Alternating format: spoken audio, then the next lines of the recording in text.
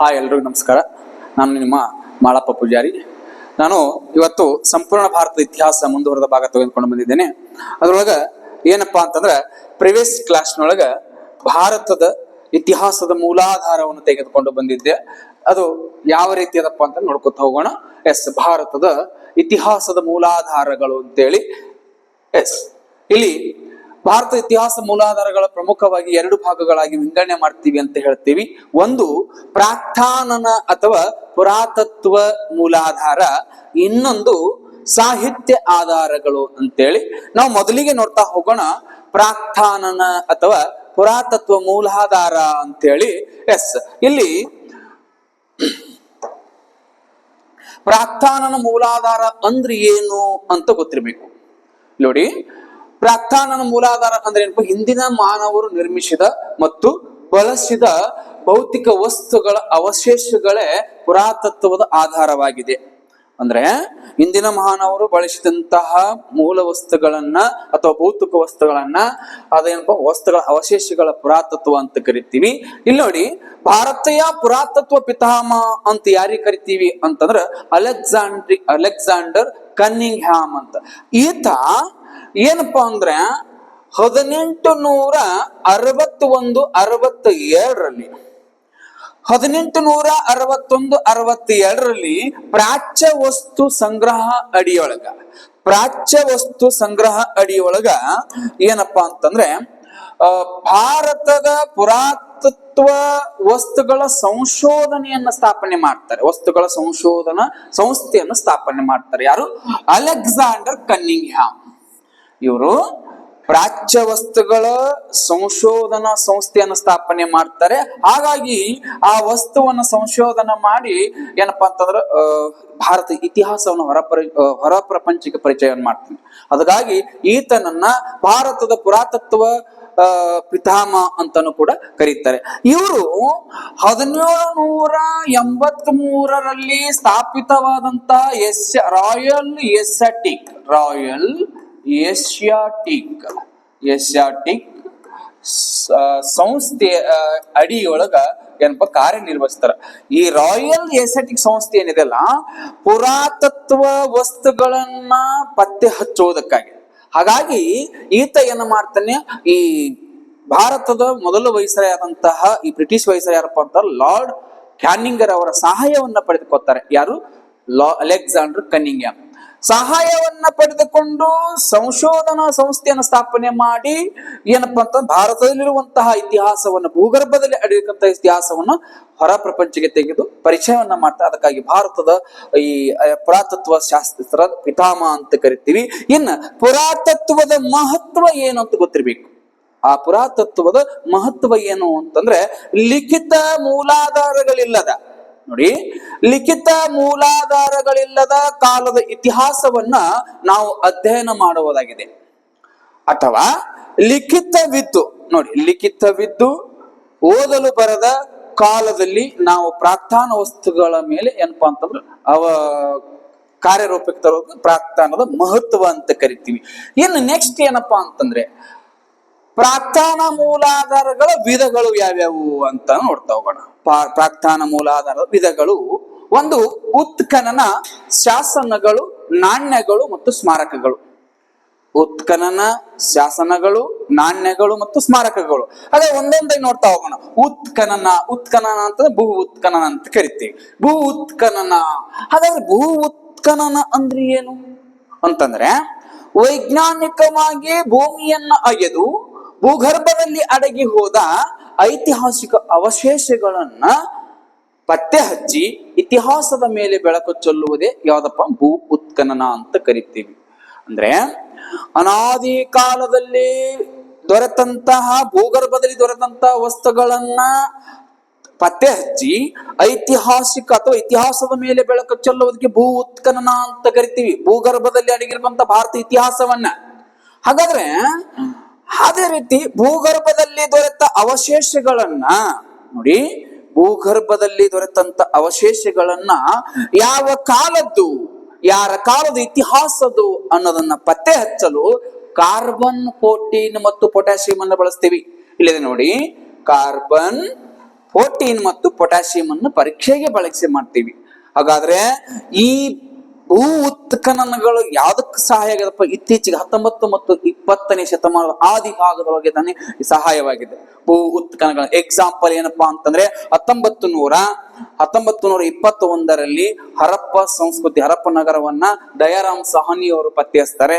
ಅದೇ ರೀತಿ ಏನಪ್ಪಾ 1922 ಆರ್ ಡಿ ಬ್ಯಾನರ್ಜಿ ಅವ್ರು ಏನ್ ಮಾಡ್ತಾರೆ, ಈ ಮೊಹೆಂಜೋದಾರವನ್ನ ಪತ್ತೆ ಹಚ್ತಾರೆ. ಅಂದ್ರೆ ಇದರ ಅರ್ಥ ಭೂ ಉತ್ಖನದ ಸಹಾಯವನ್ನ ಅಥವಾ ಪುರಾತತ್ವದ ಆಧಾರದ ಮೇಲೆ ಭೂಮಿಯನ್ನ ಅಗೆದು ಅಲ್ಲಿ ಸಿಕ್ಕಂತ ಅವಶೇಷಗಳನ್ನ ಇತಿಹಾಸದ ಮೇಲೆ ಏನಪ್ಪಾ ಅಂತ ಬೆಳಕನ್ನು ಚೆಲ್ಲುವುದು ಭೂ ಉತ್ಖನನ ಮತ್ತು ಪುರಾತತ್ವ ಅಂತ ಕರಿತೀವಿ.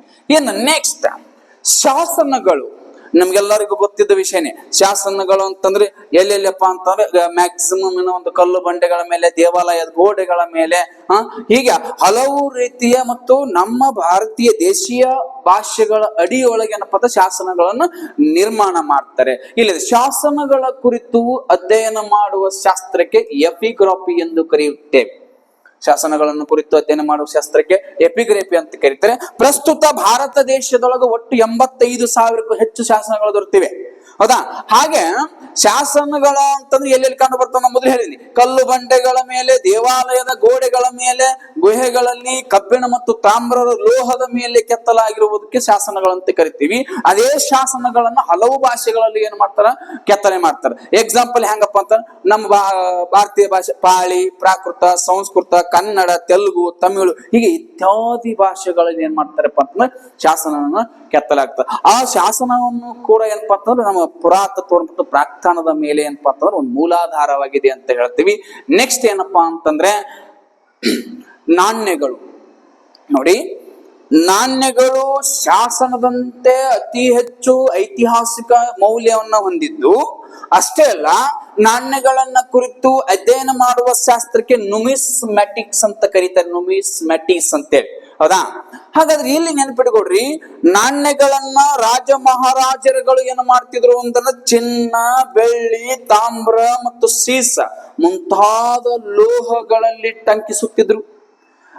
ಅವುಗಳ ಮುಂದೆ ಏನಾಗ್ಯಾವಪ್ಪ ಅಂತಂದ್ರೆ ಗದ್ಯಾಣ, ದಿನಾರ, ದಮ್ಮ, ಸುವರ್ಣ, ಕರ್ಷಪಣ ಎಂಬ ಇತ್ಯಾದಿ ಹೆಸರುಗಳಿಂದ ಚಲಾವಣೆಯನ್ನು ಹೊಂದ್ಯಾವ. ಇಲ್ಲಿ ನಾಣ್ಯಗಳು, ಆಗಿನ ಕಾಲದ ನಾಣ್ಯಗಳು ಅಂತ ಈ ರೀತಿ ಕಂಡು ಬರುವಂತ ನಾಣ್ಯಗಳಿದಾವ. ಹೌದಾ? ಆಗಿನ ಕಾಲದ ನಾಣ್ಯಗಳನ್ನ ಭೂ ಅಗೆತದಿಂದ ಕೂಡ ಹೊರಬಂದಾವ, ಮೇಲಗಡೆಯದು ಕೂಡ ಹೊರಬಂದಾವ.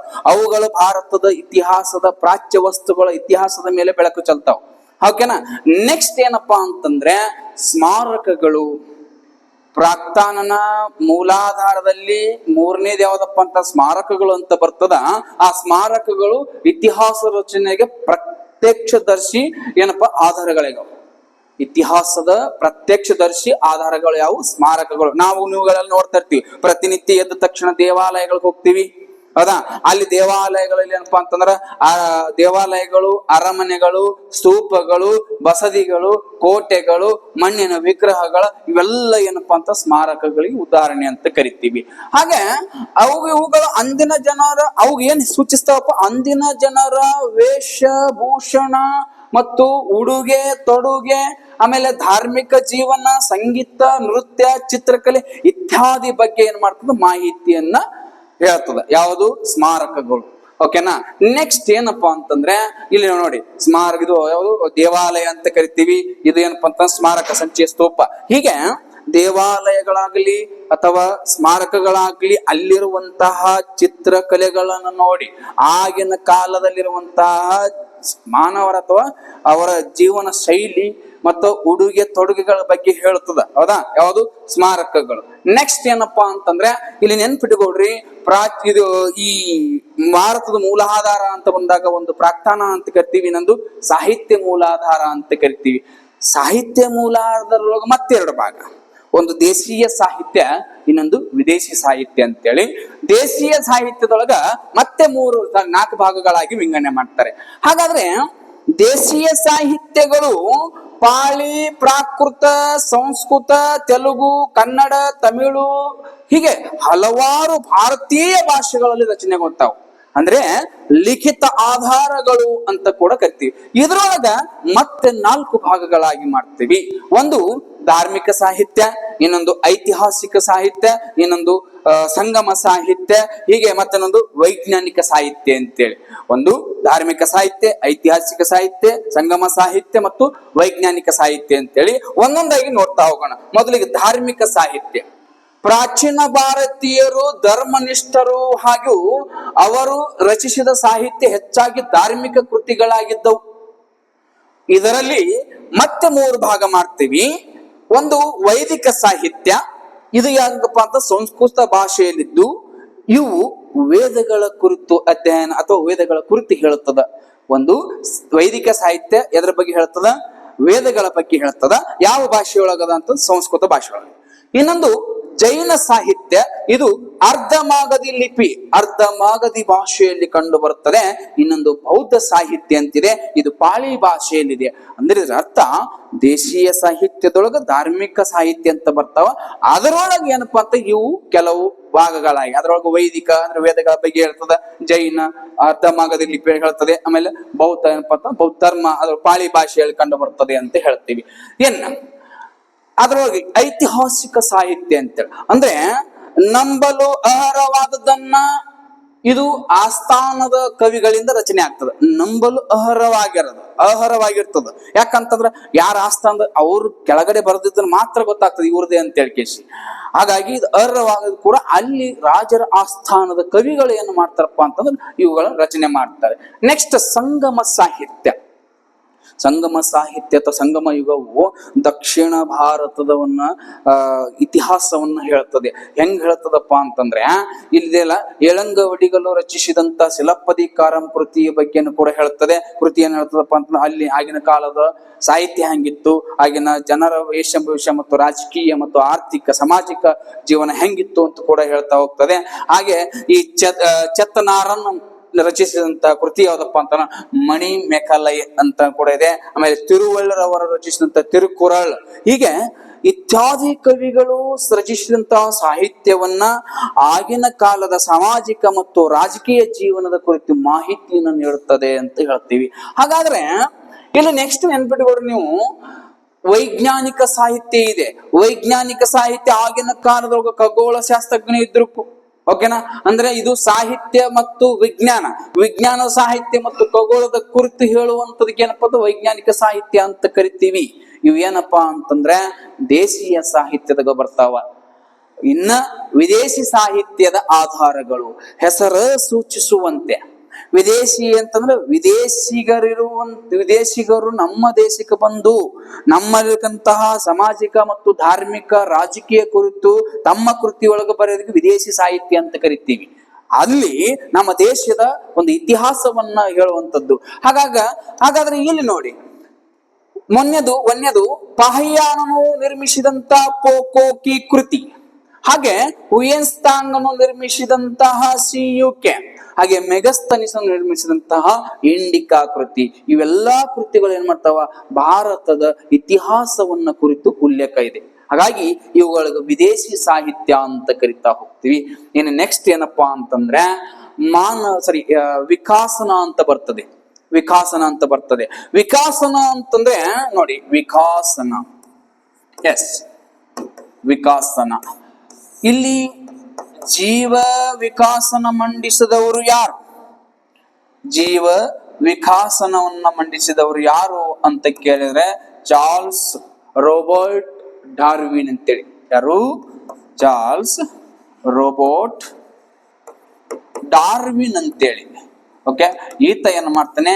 ಜೀವ ವಿಕಾಸನವನ್ನ ಮಂಡನೆ ಮಾಡ್ತಾನೆ. ಹಾಗಾಗಿ ಜೀವ ವಿಕಾಸ ಪಿತಾಮಹ ಅಂತ ಯಾರಿಗೆ ಕರಿತೀವಿ? ಚಾರ್ಲ್ಸ್ ಡಾರ್ವಿನ್ ರವರಿಗೆ ಕರಿತೀವಿ. ಇವರು ಏನ್ ಹೇಳ್ತಾರಂದ್ರೆ, ಭೂಮಿಯ ಮೇಲೆ ಇರುವ ಮೊದಲ ಪ್ರಾಣಿಯ ಪ್ರಭೇದ ಯಾವುದು ಅಂತಂತಂದ್ರೆ, ಭೂಮಿಯ ಮೇಲಿರುವ ಮೊದಲ ಪ್ರಾಣಿ ಪ್ರಭೇದ ಯಾವುದು ಅಂತಂದ್ರೆ ಪ್ರೋಟೋಜೋವಾ. ಯಾವುದು? ಪ್ರೋಟೋಜೋವಾ.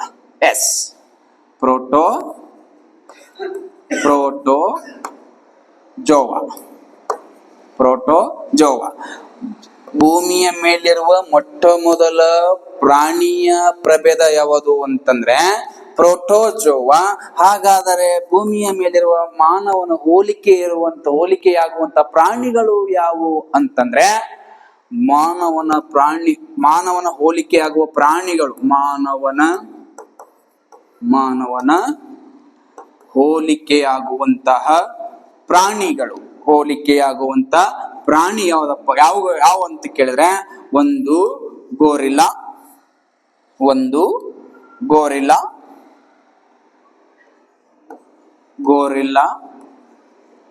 ಇನ್ನೊಂದು ಗಿಬ್ಬನ್, ಇನ್ನೊಂದು ಚಿಂಪಾಂಜಿ ಅಂತೇಳಿ.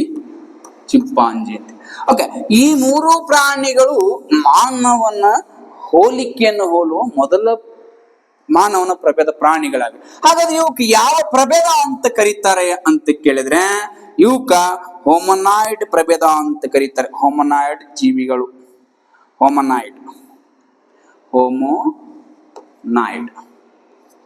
ಹೋಮನಾಯ್ಡ್ ಅಂತ ಕರೀತಾರೆ, ನೆನ್ಪಿಟ್ಕೋಬೇಕು. ಹಾಗಾದ್ರೆ ಮಾನವನ ಅಂತೆ ಹೋಲುವ ಜೀವಿಗಳು, ಪ್ರಾಣಿಗಳು, ಗೋರಿಲ್ಲಾ, ಗಿಬ್ಬನ್, ಚಿಂಪಾಂಜಿ ಇವು ಹೋಮನಾಯ್ಡ್ ಅಂತಂದ್ರೆ ಇವು ಎಂತಹ ಮಾದರಿ ಪ್ರಾಣಿಗಳು? ಓನ್ಲಿ ಸಸ್ಯಹಾರಿಗಳಾಗಿದ್ದು. ಯಾಕೆ ಸಸ್ಯಹಾರಿಗಳಾಗಿದ್ದು ಅಂದ್ರೆ ಇವು ಗಿಡ ಮರಗಳಲ್ಲಿ ವಾಸ ಮಾಡುವುದರಿಂದಾಗಿ ಇವು ಸಸ್ಯಹಾರಿಗಳಾಗಿದ್ದು. ಆದ್ರೆ ದಿನವನ್ನ ಕಳೆದಂತೆ ಏನಾಗ್ತದಪ್ಪ ಅಂತಂದ್ರೆ ಆ ಕಾಡಿನಲ್ಲಿ ಕಾಡಿಗೀಚ್ಚನ್ನು ಉಂಟಾಗ್ತದೆ. ಕಾಡಿಗೀಚ್ಚನ್ನು ಉಂಟಾದ ಮೇಲೆ ಅಲ್ಲಿ ಗಿಡ ಮರದಲ್ಲಿ ವಾಸ ಮಾಡುವಂತ ಪ್ರಾಣಿಗಳು ಭಾರತ ದೇಶ ಭೂಮಿಯ ಮೇಲೆ ವಾಸ ಮಾಡಲು ಪ್ರಾರಂಭಿಸಿದವು. ದಿನಗಳಂತೆ ಕಾಡಿಗೀಚ್ಚನ್ನ ಉಂಟಾಗಿ ಈ ಬರ್ತದೆ ಮುಂದೆ ಯಾವ್ದಪ್ಪ ಹಳೆ ಶಿಲಾಯುಗದ ಬರ್ತದೆ. ಹಾಗಾದ್ರೆ ಇಲ್ಲಿ ಗಿಡ ಮರದಲ್ಲಿ ಕಾಡಿಗೀಚ್ಚನ್ನ ಉಂಟಾಗಿ ಅಲ್ಲಿ ಏನಪ್ಪಾ ಅಂತ ಬೆಂಕಿಯನ್ನು ಉಂಟಾಗಿ ಆವಾಗ ಪ್ರಾಣಿಗಳು ಭೂಮಿಯ ಮೇಲೆ ವಾಸ ಮಾಡಲು ಪ್ರಾರಂಭಿಸಿದವು. ಭೂಮಿ ಮತ್ತು ಮರಗಳ ಮೇಲೆ ವಾಸ ಮಾಡ್ತಾ ಬಂದು ಅದಕ್ಕಾಗಿ ಅವು ಯಾವ ಪ್ರಭೇದಗಳಾದವು ಅಂತಂದ್ರೆ ಹೋಮನಾಯ್ಡ್ ಹೋಗಿ ಹೋಮೋನಿನ್ ಆದವು. ಯಾವುದು ಹೋಮೋನಾಯ್ಡ್ ಇದ್ದಿದ್ದು ಹೋಮೋನಿನ್ ಅಂದ್ರೆ ಇವು ಸಸ್ಯಾಹಾರಿಗಳು ಮತ್ತು ಮಾಂಸಾಹಾರಿಗಳಾಗಿತ್ತು ಹೋಮೋನಿನ್ ಅಂತೇಳಿ. ಮುಂದೆ ದಿನಗಳದಂತೆ ಏನಾಗ್ತದಪ್ಪ ಅಂತಂದ್ರೆ ಹೋಮೋನಿನ್ ಹೋಗಿ ಹೋಮೋಸೋಪಿಯನ್ ಆಗ್ತದೆ. ಹೋಮೋಸೋಪಿಯನ್ ಅಂತ ಅಂದ್ರೆ ಮೊದಲು ಬುದ್ಧಿವಂತ ಮಾನವ ಯಾವ ಪ್ರಭೇದ ಅಂತ ಹೋಮೋಸೋಪಿಯನ್ ಅಂದ್ರೆ ಈ ಹೋಮೋಸೋಪಿಯನ್ ಮಾನವನು ಸುಮಾರು 40,000 ವರ್ಷಗಳ ಹಿಂದೆ ಪತ್ತೆ ಹಚ್ಚಿದ ಅಂತ ಹೇಳ್ತಾರೆ. ಹಂಗಂದ್ರೆ ಇಲ್ಲಿ ನೋಡಿ ಮಾನವನ ವಿಕಾಸದ ಹಂತಗಳು ಅಂತಿದೆ. ಮಾನವನ ವಿಕಾಸನದ ಹಂತಗಳು ಅಂತಿದಾವೆ. ಮಾನವನ ವಿಕಾಸನ ಹಂತಗಳು ಒಟ್ಟು 2 ಭಾಗಗಳಾಗಿ ವಿಂಗಡಣೆ ಮಾಡಲಾಗ್ತದೆ. ಒಂದು ಶಿಲಾಯುಗ ಅಥವಾ ಸ್ಟೋನ್ ಏಜ್ ಅಂತ ಕರಿತೀವಿ, ಇನ್ನೊಂದು ಲೋಹ ಯುಗ ಮೆಟಲ್ ಏಜ್ ಅಂತ ಕರಿತೀವಿ. ಇನ್ನ ಶಿಲಾಯುಗದೊಳಗ ಮತ್ತೆ 3 ಭಾಗಗಳು ಮಾಡ್ತೀವಿ. ಒಂದು ಹಳೆಯ ಶಿಲಾಯುಗ, ಮಧ್ಯ ಶಿಲಾಯುಗ, ನವ ಶಿಲಾಯುಗ. ಅಂದ್ರೆ ಇಂಗ್ಲಿಷ್ನೊಳಗ ಇದು ಪ್ಯಾಲಿಯೋಲಿಥಿಕ್ ಏಜ್, ಇದು ಮಿಸೋಲಿಥಿಕ್ ಏಜ್, ಇದು ನಿಯೋಲಿಥಿಕ್ ಏಜ್ ಅಂತೇಳಿ. ಇನ್ನ ಲೋಹ ಯುಗದೊಳಗೆ ಏನಪ್ಪಾ ಅಂತ ಒಂದು ತಾಮ್ರ ಶಿಲಾಯುಗ, ಅದಕ್ಕೆ ಚಾಲ್ಕೋಲಿಥಿಕ್ ಏಜ್ ಅಂತ ಕರಿತೀವಿ. ಇನ್ನೊಂದು ಕಬ್ಬಿಣ ಶಿಲಾಯುಗ ಅಂತ ಕರಿತೀವಿ. ಮೇಘ ಅಥವಾ ಐರನ್ ಏಜ್ ಅಂತ ಕೂಡ ಕರಿತೇವೆ. ಹಾಗಾದ್ರೆ ಈ ಒಂದೊಂದು ಯುಗವನ್ನ ನೆಕ್ಸ್ಟ್ ಕ್ಲಾಸ್ ಅಲ್ಲಿ ನೋಡ್ತಾ ಹೋಗೋಣ. ಒಂದೊಂದು ಯುಗದೊಳಗ ಮಾನವ ಹೆಂಗಿದ್ದ, ಯಾವ್ಯಾವ ರೀತಿ ಇದ್ದ, ಅಲ್ಲಿ ಏನನ್ನ ಕಂಡು ಹಿಡಿದ ಅಥವಾ ಏನನ್ನು ನೋಡಿದ ಅನ್ನೋದನ್ನ ನೋಡ್ತಾ ಹೋಗೋಣ. ಸಂಪೂರ್ಣವಾಗಿ ಮಾನವ ಯಾವ ಯುಗದೊಳಗ ಕೃಷಿ ಚಟುವಟಿಕೆಯನ್ನು ಆರಂಭಿಸಿದ ಮತ್ತು ಪ್ರಾಣಿ ಪಕ್ಷಿಗಳು ಸಾಕಲು ಪ್ರಾರಂಭಿಸಿದ, ಇವುಗಳನ್ನೆಲ್ಲ ನೋಡ್ತಾ ಹೋಗೋಣ. ನೆಕ್ಸ್ಟ್ ಕ್ಲಾಸ್ ಅಲ್ಲಿ ನೋಡ್ತೀವಿ. ಎಲ್ಲರಿಗೂ ಧನ್ಯವಾದಗಳು.